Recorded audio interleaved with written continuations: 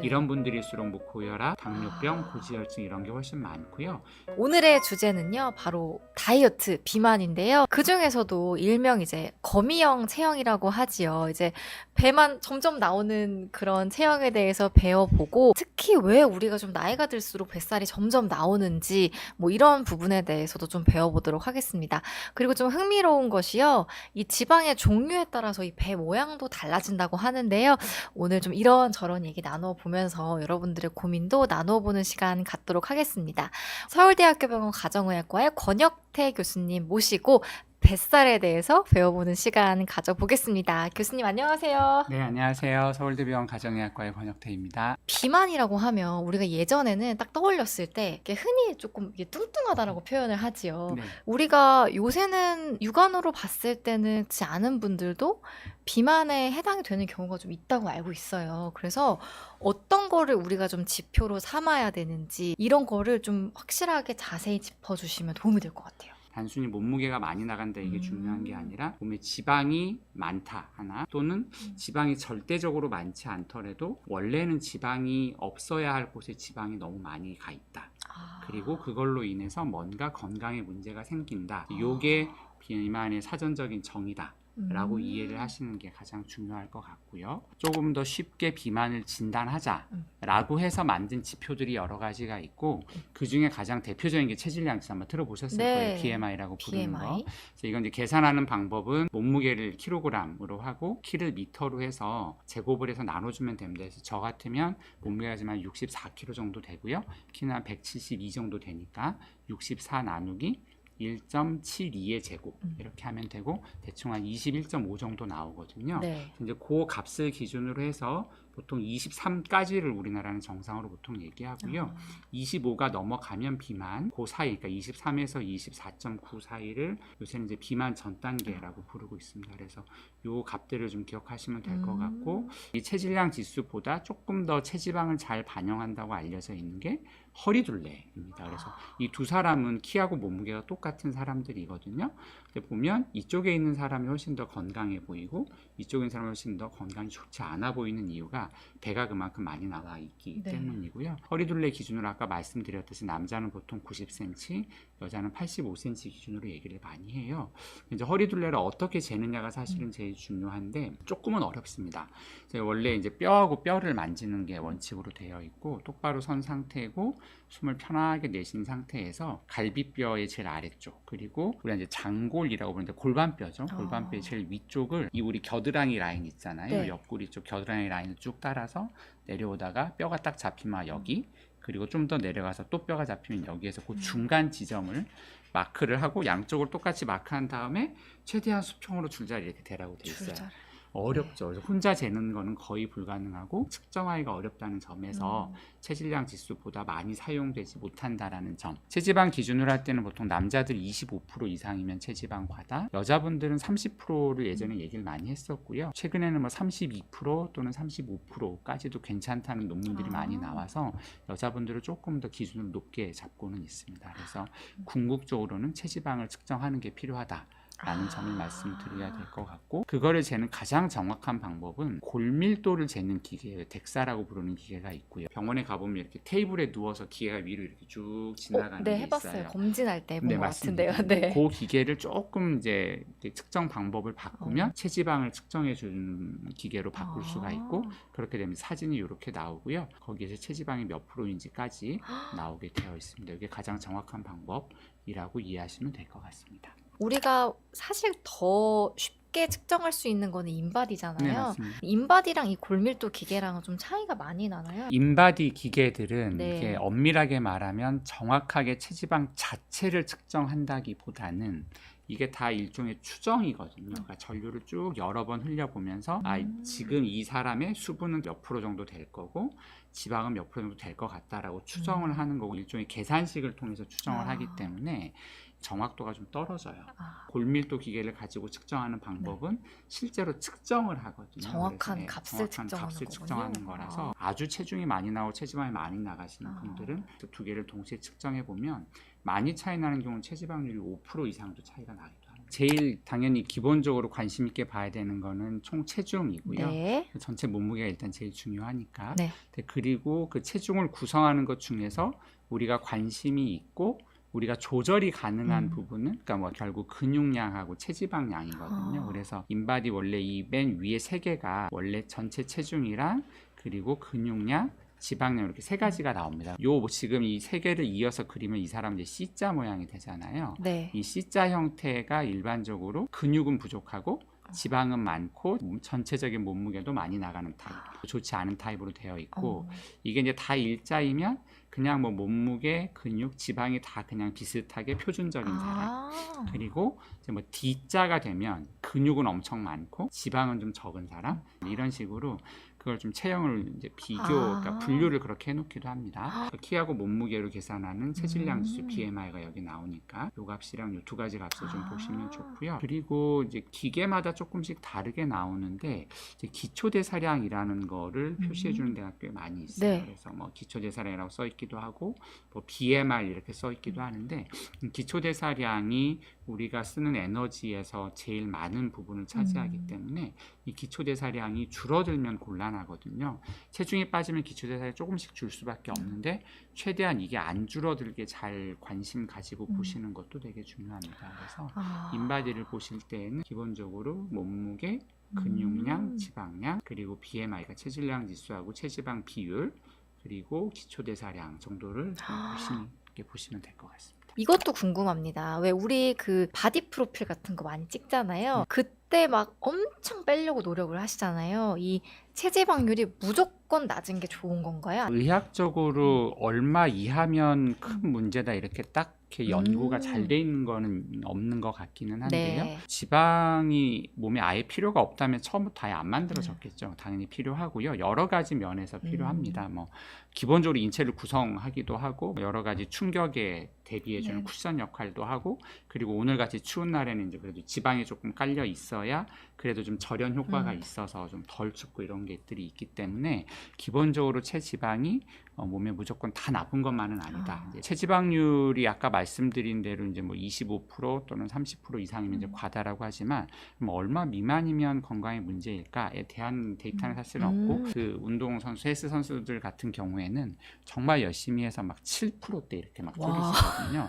네. 그렇게 하셔도 건강 자체에 당장에 큰 문제가 생기진 않는 걸 봐서는 네네. 예, 뭐 이렇게 하한선이 딱 얼마다라고 말씀드리기 좀 어려울 것 같습니다. 그렇군요. 지방도 좀 종류가 있잖아요. 이제 뭐 예를 들어서 인바디 표를 봐도 뭐 복부 지방은 뭐 배에 있는 지방을 말하는 것 같고 뭐 내장 지방, 피하 지방 이런 식으로 좀 이름들이 있는 것 같아서 이게 어떤 거를 의미하는지 좀 자세히 설명해 주시면 좋을 것 같아요. 좀 요 슬라이드 좀 설명을 드리고 넘어가야 될 것 같은데요. 네. 우리가 결국 이제 살이 찌는 이유는 결국 이제 우리가 필요로 하는 에너지에 비해서 더 많은 에너지를 먹기 때문에 살이 찌는 거잖아요. 지방으로 이제 그 잉여의 에너지가 이렇게 축적이 되게 돼 있는데 여기 보시면 요 건강한 지방이라고 표시되어 있는 게 있어요. 주로 피부 밑에 있는 피하 지방들이 좀 건강한 지방들이고 이 지방들 쪽으로 남아도는 에너지가 들어가서 지방들이 이제 차곡차곡 커지는 게 비만이 되는 건데 네. 연구를 많이 해보니까 이게 커질 수 있는 한계가 있다라는 거예요. 그러니까 어느 정도 이상 피하 지방이 늘어나다가 그 한계를 넘어서면 원래는 지방이 있어서는 안 될 곳으로 지방이 많이 쌓이는 것이 문제다라고 말씀드렸는데 그래서 피하 지방으로 쌓이는 거는 그래도 그나마 괜찮은데 네. 그 다음부터는 원래는 지방이 없어야 될 곳을 지방들이 막 가서 쌓입니다. 그 대표적인 게 간. 그래서 간에 가서 지방이 쌓이게 되면 지방간이 되는 거고요. 그리고 내장 지방이라는 표현 아마 들어보셨을 네네. 거예요. 내장 사이사이에도 원래 지방이 별로 없어야 되는데 거기 가서 지방이 굉장히 많이 쌓이고 심지어는 심장 같은 데 가서도 많이 쌓일 수 있고요. 근육 사이사이에도 지방이 쌓입니다. 그렇게 이제 원래는 지방이 없어야 할 곳에 지방이 넘쳐나게 되면 그게 건강상의 문제를 많이 일으킨다라고 좀 알려져 있고 우리가 이제 나이가 들수록 뱃살이 점점 나오잖아요. 이게 사실 굉장히 고민인데 이게 왜 그런 걸까요? 그러니까 나이가 네. 들 때 유난히 배가 많이 나온다라고 하는 거에 가장 1차적인 거는 사실은 호르몬이라고 생각하시면 될 것 같아요. 남자들도 이제 보통 남성 호르몬이 20대, 30대 이후부터 이제 계속 떨어진다라고 잘 알려져 있고, 여성분들 같은 경우는 조금 더 이제 극적으로 떨어지는 게 이제 폐경이잖아요. 그래서 이 남성 호르몬, 여성 호르몬이 전부 다 하는 중요한 역할 중에 하나가 근육량을 잘 유지시켜주고, 그리고 지방이 소성 지방으로 쌓이지 않도록 도와주는 역할들을 많이 하는 걸로 알려져 있어요. 그런데 그 호르몬들이 줄어들게 되면 근육량은 상대적으로 줄어들고, 그러니까 이제 인바디에서 말씀드렸던 기초대사량이 중요하다고 말씀드렸는데, 기초대사량이 근육하고 제일 관계가 많거든요. 그래서 그냥 호르몬이 떨어지면 근육량은 떨어지고, 그러면 근육량이 줄어드니까 기초대사량이 줄어들고, 그러다 보면 예전이랑 똑같이 먹는 것 같지만 쓰는 에너지가 더 줄어들기 때문에 상대적으로 이 에너지는 과다한 상태가 되는 거고, 그 과다한 에너지들이 지방으로 쌓이는데, 그나마 이소성 지방으로 쌓이는 거를 조금 막아주던 호르몬들은 더 없으니까 나이가 들면 살이 더 많이 찔 수밖에 없고, 그 이소성 지방의 제일 대표가 아까 말씀드린 내장 지방이다 보니까 네네. 배가 점점 더 많이 나올 수밖에 없는 그런 게 가장 중요한 원인이다. 막 뱃살을 나이살 이렇게 부르기도 하잖아요. 네. 그게 좀 맞는 맞는 말이죠. 말이네요. 그러니까 가만히 우리가 사실 있으면 뱃살은 점점 찔 수밖에 없고, 그러면서 이제 체형이 변해가는 문제가 생기는 거겠네요. 일명 거미형 체형, 뭐 ET형 체형 네. 이렇게들 부르는데, 어쩔 수 없이 이제 근육은 빠지고 뱃살이 나오다 보니까 체형이 좀 변해간다라고 이해를 좀 해보면 될 것 같습니다. 우리가 보통 체형을 이렇게 뱃살 관련된 체형을 얘기할 때 네. 사과형, 배형 이렇게 부릅니다. 서양에 나가서 배를 약간 세모 형태로 이런 형태의 배를 많이 주는데, 그래서 이제 사과형은 이제 둥글둥글해서 이제 주로 이 딱 상복부가 많이 나오는 이런 형태가 아까 말씀드린 내장 지방이 많은 형태고요. 똑같이 비만이더라도 이 서양 배 쪽 배를 닮은 이 형태는 윗배보다는 조금은 아랫배 쪽이면서 주로 사실 이제 엉덩이 쪽이 조금 더 이렇게 두리두리해지는 형태. 그래서 엉덩이는 사실은 대표적인 피하 지방이거든요. 그러니까 이 두 가지 형태를 나누는 기준은 이 사과형 배는 내장 지방이 많은 형태, 그리고 서양 배형은 주로 피하 지방, 특히 이제 엉덩이, 둔부 쪽에 지방이 많은 형태다. 이렇게 이제 따로 좀 나눌 수 있다고 생각하시면 됩니다. 이쪽이 건강이 훨씬 안 좋습니다. 이런 분들일수록 뭐 고혈압, 당뇨병, 고지혈증 이런 게 훨씬 많고요. 이런 분들은 보기에는 조금 이제 뭐 이렇게 소위 말하는 이제 미용적으로는 조금 안 좋아 보이실 수는 있지만, 상대적으로 건강상의 문제들은 적은 경우들이 많다. 이렇게 이해하시면 될 것 같습니다. 최근에 이제 비만의 원인을 설명하는 새로운 가설을 조금 알고 계시면 좋을 것 같아요. 이 슬라이드를 좀 잠깐 보시면, 아까 말씀드렸듯이 우리가 많이 먹고 그래서 이제 에너지 흡수가 더 많고 쓰는 건 적게 되면 남아도는 에너지가 결국 지방으로 쌓인다. 이게 이제 우리가 기존에 이해하고 있는 칼로리가 과다하기 때문에 결국 지방으로 쌓인다. 이제 이게 다 이해하고 있는 모델이었는데, 이게 뭐 한 2018년도쯤에 이제 어떤 얘기들을 하셨냐면, 단순히 그게 중요한 게 아니고 탄수화물이 중요해. 탄수화물 중에서도 혈당을 빠르게 올리는 탄수화물도 우리가 보통 이제 단순 탄수화물 이렇게 부르는 뭐 밀가루 종류랄지, 쌀로 치면 이렇게 도정을 많이 한 백미, 이런 것들을 먹으면 혈당이 굉장히 가파르게 올라가잖아요. 혈당이 올라가면 우리 몸에서는 혈당이 너무 높네, 혈당을 떨어뜨려야지 라고 하면서 인슐린이 많이 쏟아져 나옵니다. 그러면 이 인슐린이 혈당을 갖다가 떨어뜨리는데, 어떻게 떨어뜨리느냐, 인슐린이 혈당을 막 태우거나 이렇게 할 수는 없고 어딘가 갖다가 집어넣거든요. 그때 집어넣을 때 대부분을 지방으로 바꿔서 집어넣습니다. 그러니까 혈당이 쫙 올라가면 그거에 따라서 인슐린이 확 나오고, 그 인슐린의 당을 갖다가 확 모아서 지방에다 차곡차곡 딱 싸버리는 거죠. 그러면 분명히 나는 한 30분 전에 엄청 많이 먹었는데, 혈당이 쫙 올라갔었는데 한두 시간 지나고 나면 갑자기 배가 싹 고파져요. 왜? 인슐린이 그걸 다 저장을 해버렸으니까.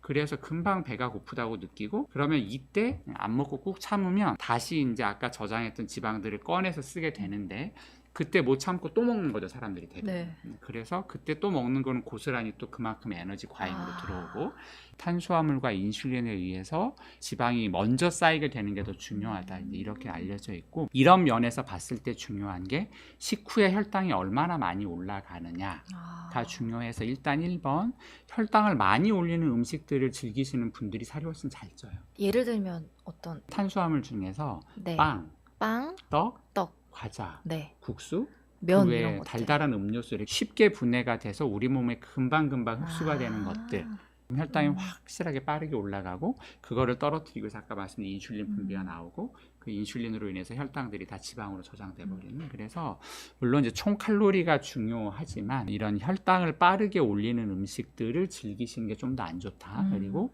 두 번째, 식후 혈당이 안 올라가게 해주면 도움이 많이 되거든요. 그래서 그런 거 혹시 우리 시청자분들 중에 해보신 분들이 계신지 모르겠는데, 연속 혈당 측정계라는 게 있어요. 여기에서 혈당을 계속 정기적으로 재주는 게 있는데, 그걸 차고 이런저런 실험을 해보면 나는 이런 음식을 먹어서 혈당이 이만큼 올라가는구나 라는 걸 금방 알 수가 있고, 밥 먹고 바로 그냥 가만히 앉아 있게 한 사람들이랑, 그래도 근처 한 15분이라도 이렇게 돌아다니게 한 사람들이랑 해보면, 너무 당연한 얘기지만 밥 먹고 나서 조금이라도 이렇게 산책한 사람들이 혈당이 덜 올라요.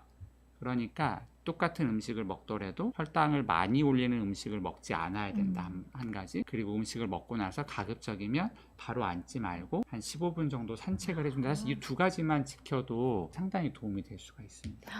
충격받았던 게, 네. 이걸 딱 먹고 그리고 하나 딱 먹었더니 혈당이 240을 딱 찍더라고요. 가지고 정말 기절하는 줄 알았습니다. 그래서 원래는 평소에는 얼마? 그 정도까지는 절대 안 오르고요. 뭐 정말 풀 코스로 중국집 요리를 다 먹어도 200을 안 넘었었는데, 딱 사실 되게 간단하게 때운 거잖아요. 네. 때웠는데도 혈당이 그렇게 올라가는 걸 보고, 옛날에 이론적으로는 알고 있었지만 실제로 보고 나니까 이제 함부로 컵라면 못 먹겠더라고요. 그렇군요. 그러니까 우리가 좀 쉽게 생각하는 맛있는 간식들이 사실은 굉장히 좀 혈당을 많이 올릴 수 있다라는 말씀 주셨고, 그래서 말씀 주신 게 이제 음식과 그리고 밥 먹고 나서 좀 걷는 거 많은 도움 된다라는 말씀을 좀 주셨습니다.